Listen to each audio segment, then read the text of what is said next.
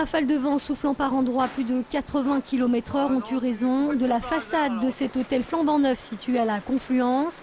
Une dizaine de plaques métalliques se sont en effet envolées cet après-midi. Aucun blessé ni dégâts n'est heureusement à déplorer. Les pompiers ont dû intervenir durant plusieurs heures pour sécuriser la structure. Alors que les travaux autour du futur grand stade continuent de progresser à quelques centaines de mètres de là, des opposants ont commencé à s'installer dans le champ d'un agriculteur menacé d'expropriation par la construction de la route qui doit permettre d'accéder au stade des Lumières à Dessines, non sans quelques difficultés.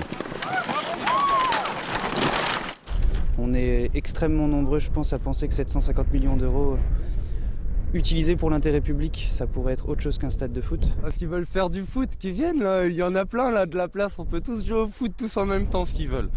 Mais on n'est pas obligé de mettre du béton pour ça. Non, on va la mettre là.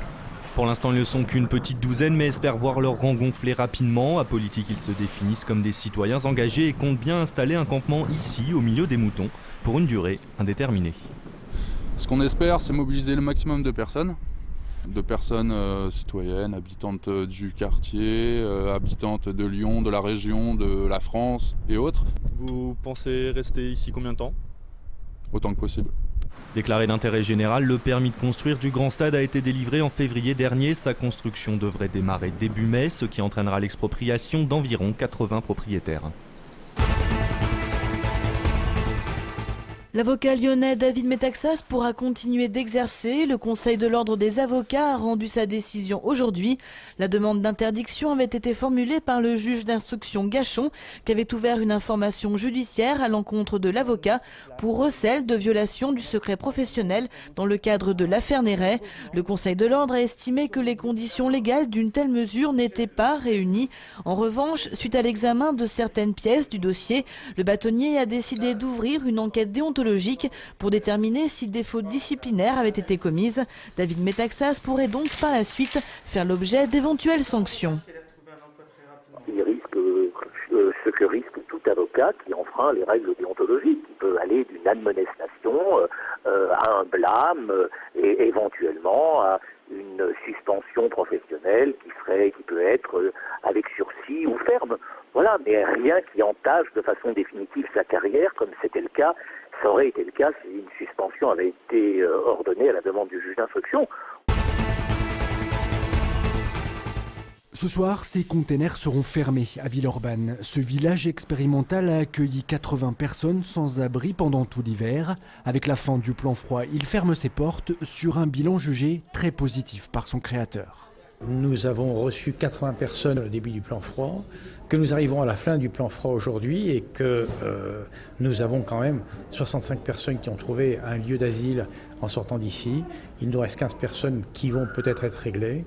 L'expérience soutenue par le Grand Lyon et la mairie de Villeurbanne était une première en France, mais le concept est transportable dans n'importe quelle ville. Pour les créateurs du village container, ces 80 lits ne sont donc qu'un début. J'espère que nous aurons la possibilité d'avoir un jour 1001 lits. Mais 400 lits l'année prochaine, à la disposition de l'État, oui, j'espère que nous y arriverons.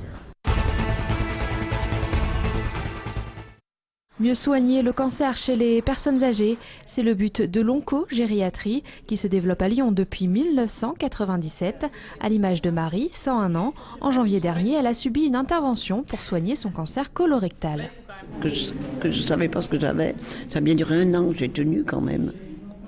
Et puis non, ça a été une visite qu'on m'a dit que c'était pas ça, c'était que j'avais un cancer.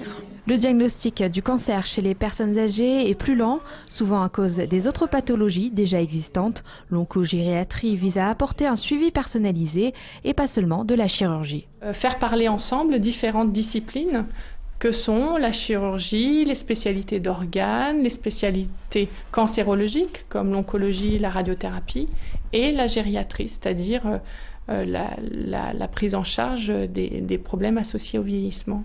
Le fait de faire des prélèvements ou non, de faire des perfusions ou non, d'organiser des soins au domicile des malades ou en maison de retraite. Aux hospices civils de Lyon, ils sont chaque année 2500 patients de plus de 70 ans à être pris en charge pour un cancer, un chiffre qui a pratiquement doublé en 15 ans. Et on termine ce journal par du football. 4 jours avant sa finale de la Coupe de la Ligue contre l'Olympique de Marseille, l'OL a l'occasion de se qualifier pour une autre finale. En Coupe de France cette fois-ci, les hommes de Rémi Garde affrontent le Gazélec d'Ajaccio, club de national. Les Lyonnais qui viennent d'éliminer le Paris Saint-Germain en quart de finale sont bien sûr favoris. Coup d'envoi à 20h45.